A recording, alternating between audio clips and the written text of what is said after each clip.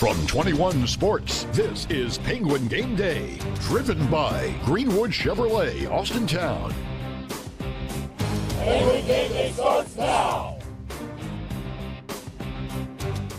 Hi everybody, and welcome to Penguin Game Day as we come to you on this Wednesday night from Penguin City in downtown Youngstown. Welcome once again, happy to be joined by the coach of the Penguins, Doug Phillips. And Coach, great atmosphere here. Yeah, I think I got the trivia answer. I got to yell out. So no, great night being downtown here, Penguin City, great supporters of Youngstown State football. Certainly you guys are coming off a bye week, so how did the bye week go? Great. You have 4 games. You are what you put on tape, and now you have to make those corrections as you start league play. And I thought we utilized the bye week to shore up our special teams, our offense and our defense and personnel, and got guys back healthy. You know, we're going to play with some new faces that maybe didn't play in the first 4 games, and we're excited to have those guys back.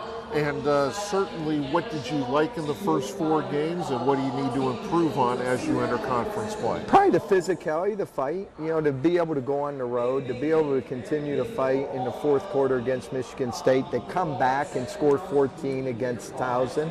And it's still about our execution, you know, fundamentals, discipline, the attention to detail.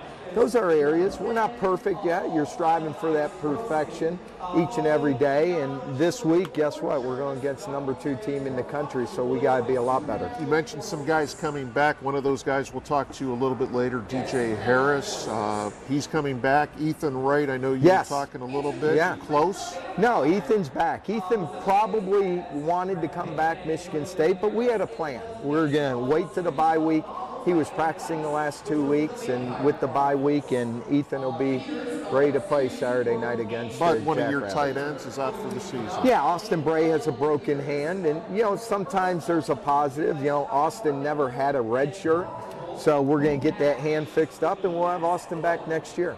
Coach, as you enter conference play, I'm sure the intensity goes up a little bit more than what it was. It does. This is what you worked for. When we work starting January 4th in the weight room, it's all geared for the Missouri Valley, the toughness, the physicality. You know, there's going to be attrition. You got to build depth, and that depth is built over time.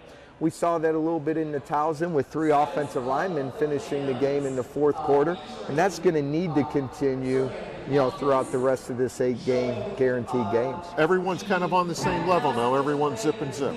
You know, when we sit down, we talk first, the beginning of the week, about Missouri Valley play.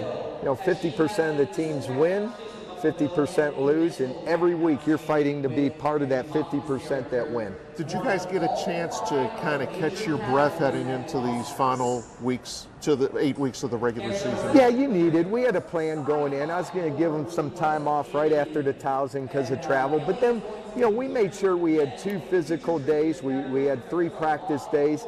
And then the weekend, they're never going to have a free Saturday again until after Thanksgiving. So we gave them time to have a free Saturday. Well, South Dakota State is up next, as Coach mentioned, the number 2 team in the country. We'll dive into them a little bit later. But when Penguin Game Day returns, we'll visit with DJ Harris, who's back for the first time since the Mercyhurst game when Penguin Game Day continues.